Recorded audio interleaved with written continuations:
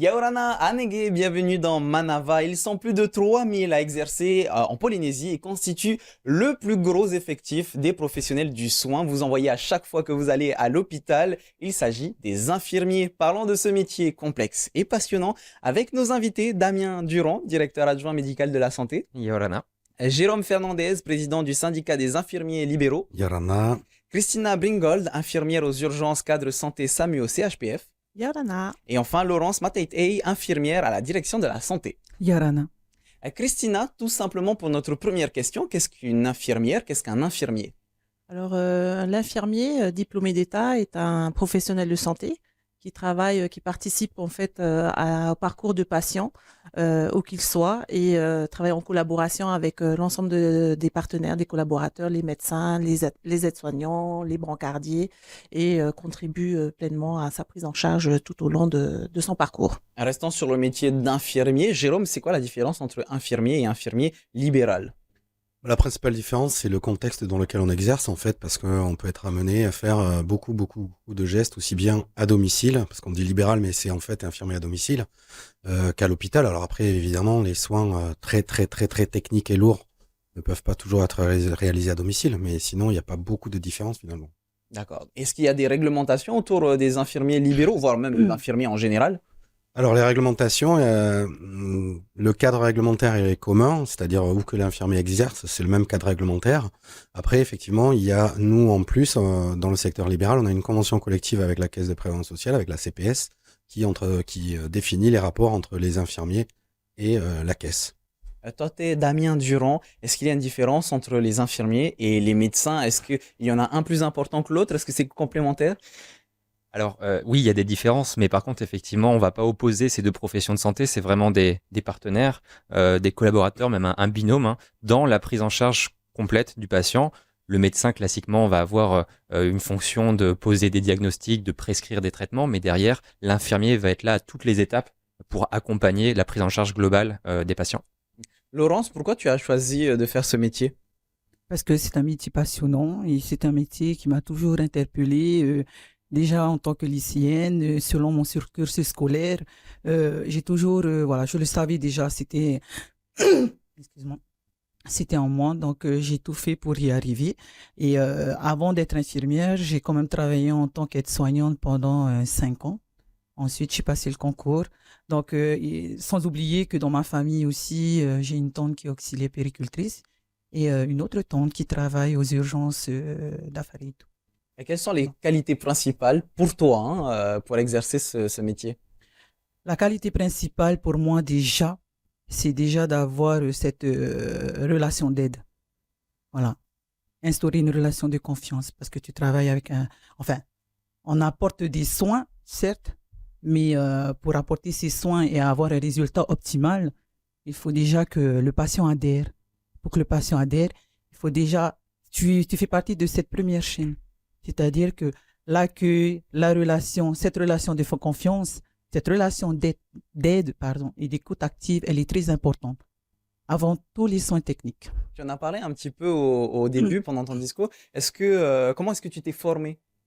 Alors moi, comment je me suis formée? Donc, je suis infirmière depuis 17 ans. Donc, moi, j'ai passé le concours d'entrée. Donc, il y a eu l'écrit, bien évidemment, l'oral. Donc, je l'ai passé à l'Institut Mathilde Frébeau. Donc, c'est la promotion de 2003-2004.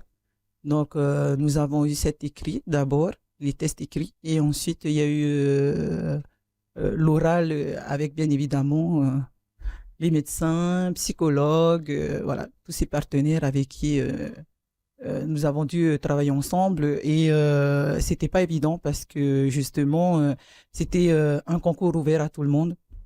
Et bien évidemment, il y avait le milieu professionnel aussi. Et comme c'est un concours public, donc il y avait ceux de l'extérieur, donc c'était pas évident, il y avait toute une préparation.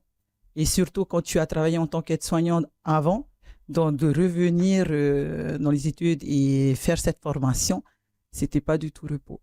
Mais c'était une belle expérience, je ne regrette en rien. Christina, on dit souvent que c'est un métier de passion, mais je suppose aussi de patience, et il faut avoir le cœur bien accroché aussi. Alors souvent, c'est vrai que c'est un des critères de sélection. On me dit souvent, ah ben j'aurais jamais pu faire ton métier.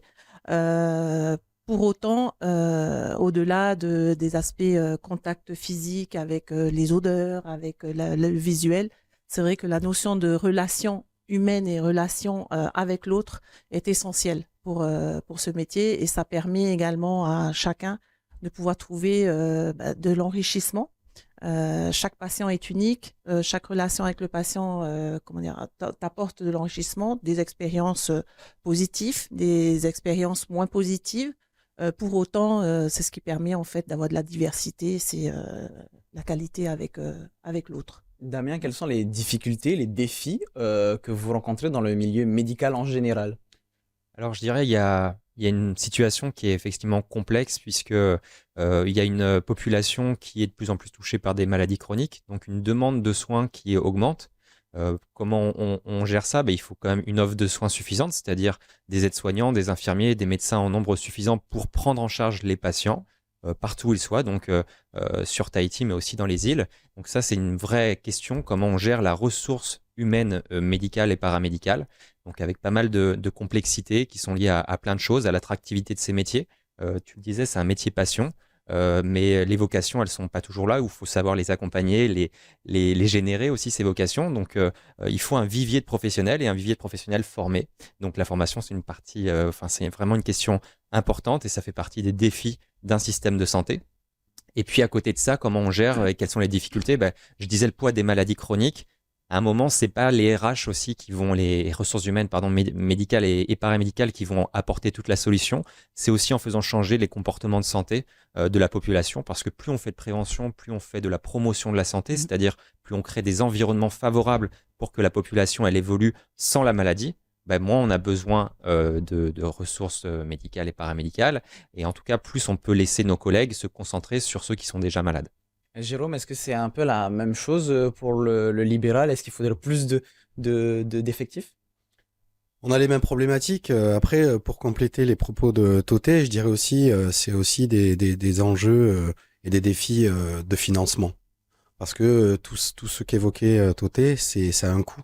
Alors oui, la santé n'a pas de prix, ça c'est sûr, on le dit tous, mais ça a un coût et à cause notamment du vieillissement de la population, de l'exacerbation de certaines maladies comportementales, on pense tout de suite à l'obésité, au diabète, etc., l'augmentation de la population et l'amélioration de la médecine avec les coûts que ça engendre. Effectivement, pour moi, les gros défis, ça reste les défis financiers. Comment on va financer tout ça? Parce que effectivement, si on change les comportements par la prévention et la promotion de la santé, c'est primordial. Mais avant que ça porte ses fruits, ça prendra, j'ai envie de dire, 1 à 2 générations. Mais 1 à 2 générations, c'est 25 ans, 30 ans. Mais là, aujourd'hui, demain, on fait comment? Donc je pense que les gros enjeux, les gros défis, même s'il y en a d'autres, c'est les défis de financement. Damien nous parlait de prévention. Est-ce que vous faites aussi cette prévention auprès de vos patients concrètement à chaque fois que vous rencontrez vos patients? Oui, on l'a fait et elle est d'autant plus différente et importante que faire de la prévention dans un service hospitalier, c'est très bien. Après, il y a des choses qu'on ne voit pas dans les services hospitaliers. On est dans des salles aseptisées. Nous, on est chez les gens, c'est-à-dire qu'on est dans leur environnement. Et mes collègues ne me contrediront pas. En fait, l'idéal, c'est de prendre en charge le malade, mais la personne humaine qu'elle est avant tout est dans une prise en charge globale. Donc en intégrant évidemment l'environnement, donc où il vit, comment il vit, ses ressources financières, sociales, les personnes qui l'entourent, ses habitudes de vie, ses goûts, sa culture, ses religions, etc. Et nous effectivement dans notre exercice quotidien, on arrive en fait dans ce microcosme, cet écosystème, enfin voilà, dans tout ça, et avec des yeux de bienveillants, de promotion de la santé puis de prévention. Et effectivement, on soigne papy, oui, mais on voit le petit Motua ou la petite qui a des comportements qui sont pas super bien en matière de prévention, mais on va faire un peu d'éducation primaire réellement, en plus du côté curatif. Donc oui, on fait tous les jours, perpétuellement, on fait de la prévention. Christina, toi tu évolues dans un milieu qui est un petit peu différent puisque ce sont les urgences. Est-ce que toi aussi tu as des difficultés liées justement au stress, à la tension qu'il peut y avoir? Alors oui, le stress, c'est quand on ne trouve pas de solution, on n'arrive pas à résoudre des problématiques et je rejoins complètement nos collègues du libéral qui sont confrontés à des aspects sociaux, des difficultés sociales qui, on les ressent très bien sur notre patientèle aux urgences puisque de plus en plus nous avons à prendre en compte en fait ces aspects sociaux de transport, d'adaptation à l'environnement, l'habitat qui n'est plus adapté aux séquelles ou à un handicap. Donc, ces aspects sociaux font partie en fait des problématiques qui peuvent entraîner du stress et des difficultés de part et d'autre. Damien, qu'en est-il des formations par rapport à devenir infirmier? Tu nous parlais que de temps en temps, il fallait générer cette vocation. Est-ce qu'il y a des formations ici sur le territoire qui peuvent guider ceux et celles qui sont passionnés par ce domaine?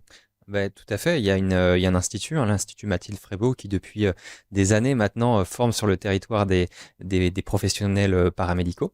Les formations s'étaient interrompues puisqu'il y avait plusieurs raisons pour ça, des travaux hein, sur les locaux de l'Institut, mais aussi un besoin de renouveler un petit peu la formation.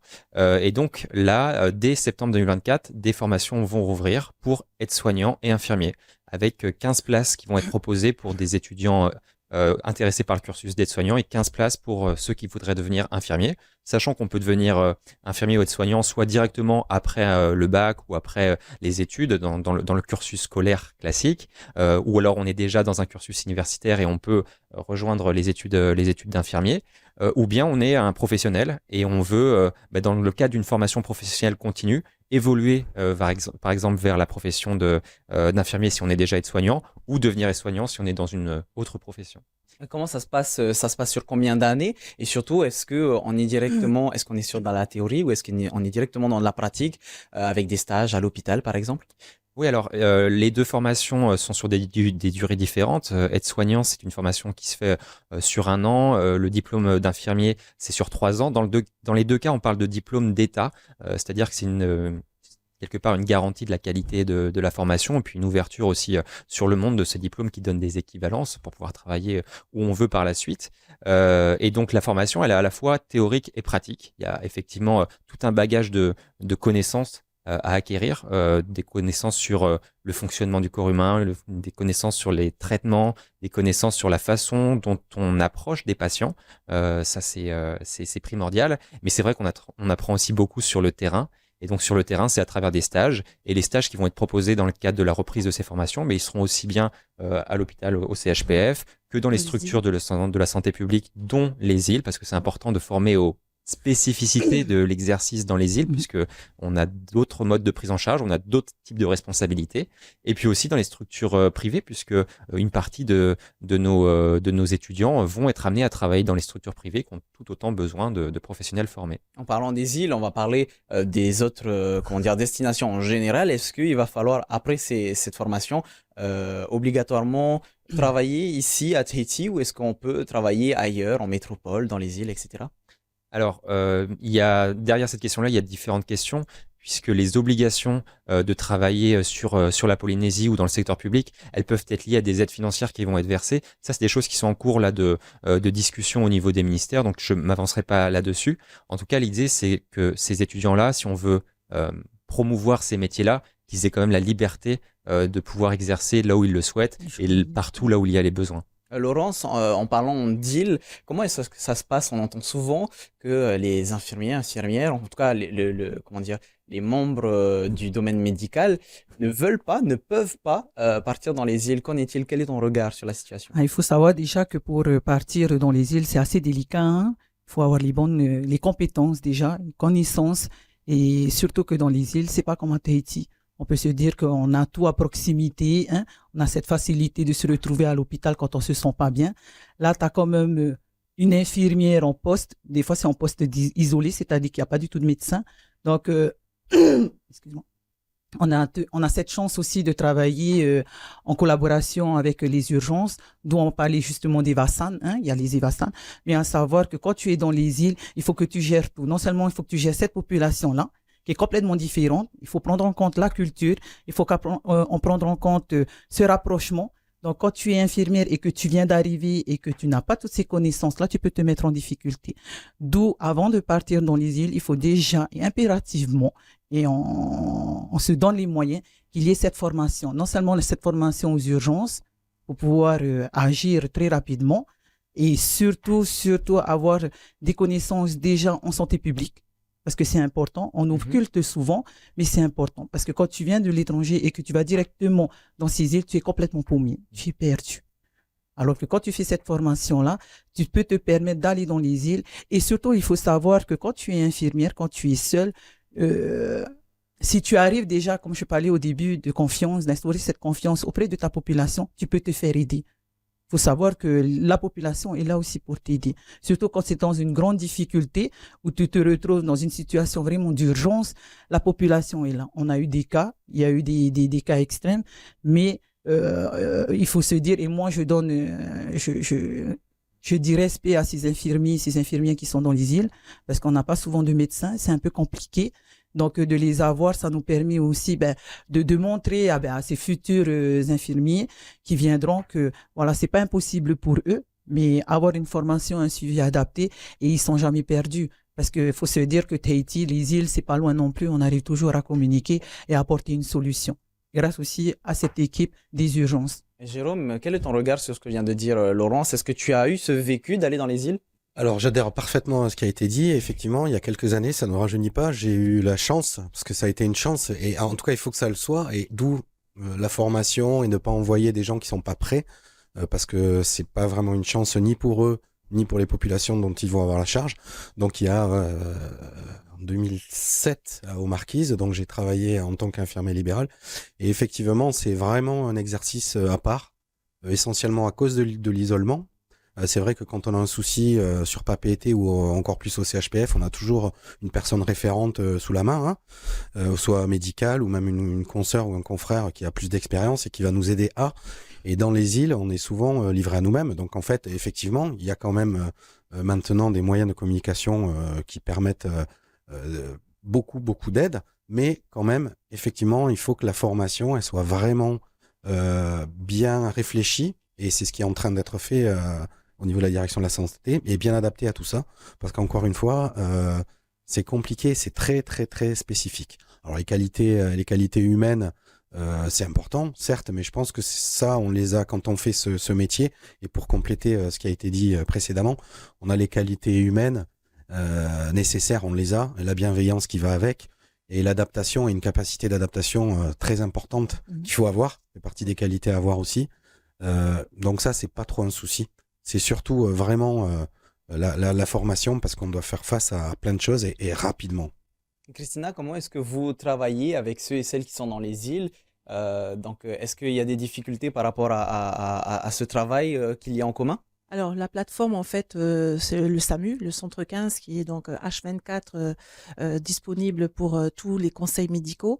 C'est vrai que les nouvelles technologies nous permettent, en fait, d'ouvrir et de faire de la visio. Nous avons cette possibilité de faire de la visioconférence, de la visioconsultation en partenariat également avec les spécialistes de l'hôpital. Et donc, avec les 70 îles qui sont habitées de la Polynésie, c'est une plateforme qui fonctionne au quotidien.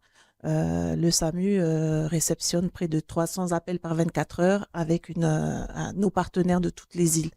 Donc, ça peut être des choses qui sont différées, programmées également dans l'urgence. Mais en tout cas, c'est un partenariat qui est riche et je rejoins complètement Laurence dans le fait que l'intégration des professionnels de santé au sein de l'île, c'est l'élément essentiel pour pouvoir en fait mettre en place une relation de confiance.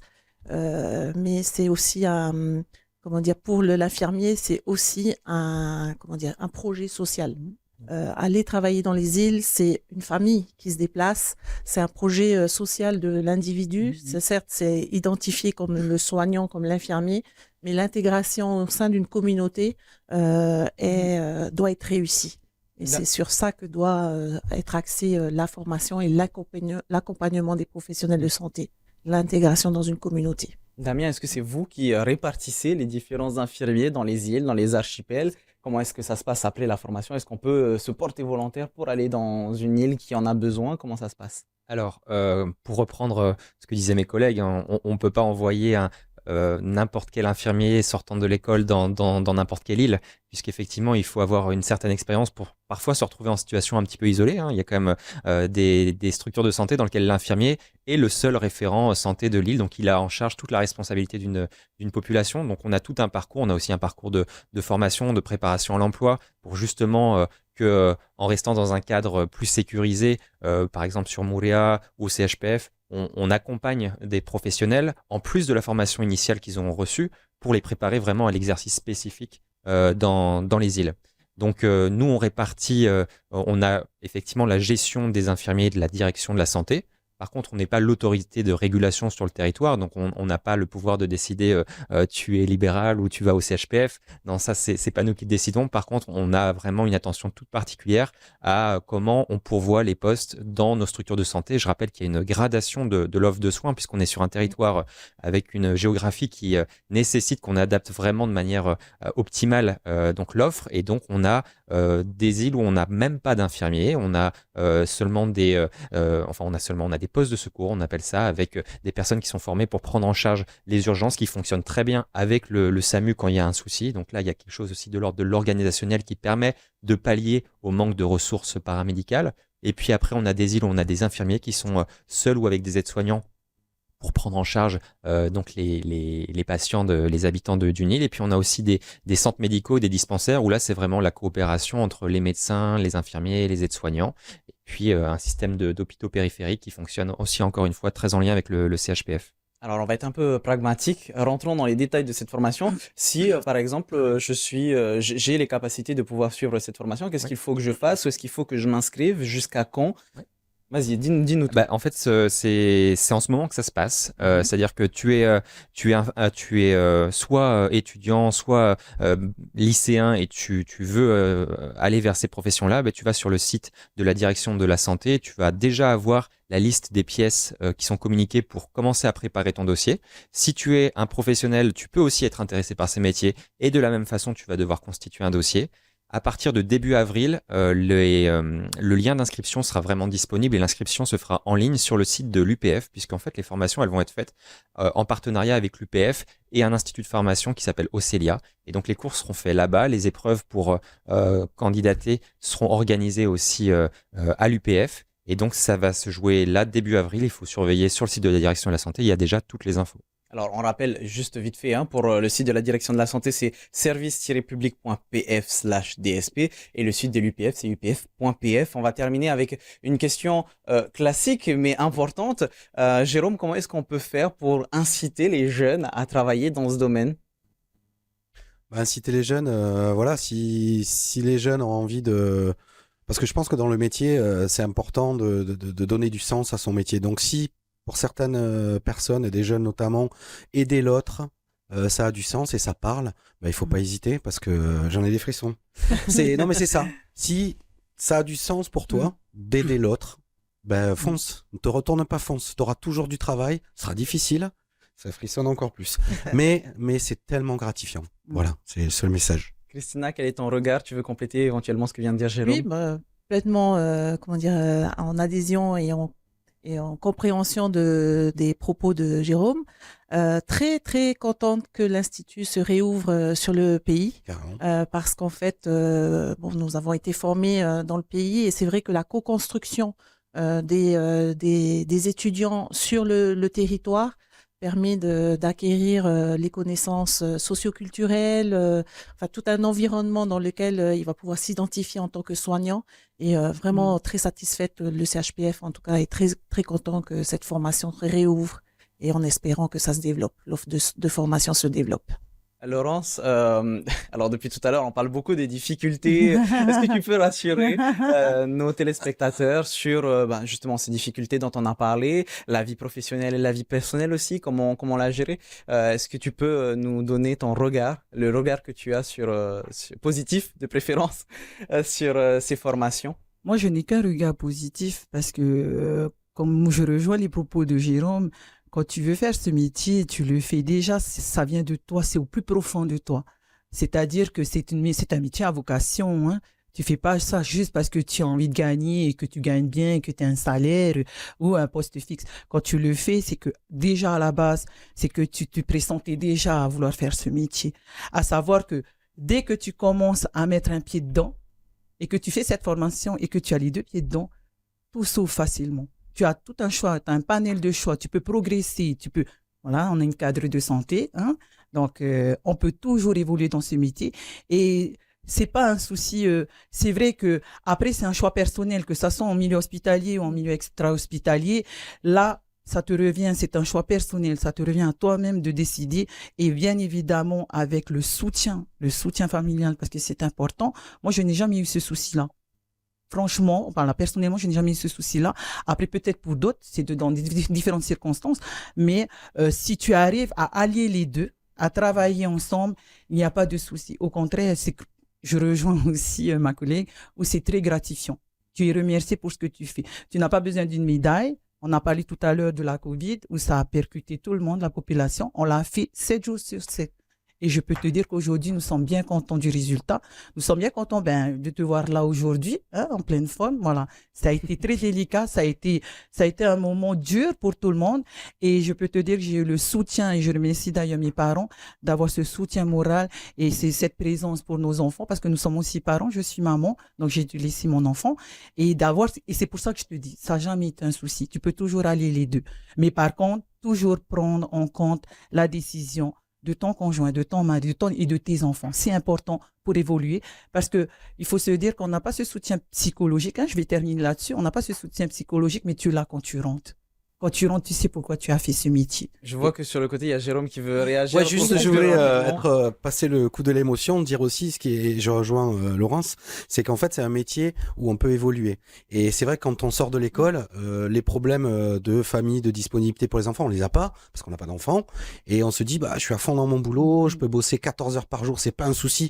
Et après, en vieillissant, on a des enfants, mais avec cette formation initiale et ce diplôme, on peut évoluer et faire occuper des emplois qui sont beaucoup plus compatibles avec notre vie de famille qui évolue et tout au long de sa carrière et trouver des postes un peu plus administratifs en fin de carrière ou effectivement courir du matin au soir et rentrer à pas d'heure voilà, où on veut avoir Noël en famille, etc. On peut évoluer, donc c'est une formation qui permet de le faire tout au long de sa carrière. Et on va retenir du coup les sites de la direction de la santé, service-public.pf/DSP. Merci beaucoup d'avoir répondu à mes questions. Merci.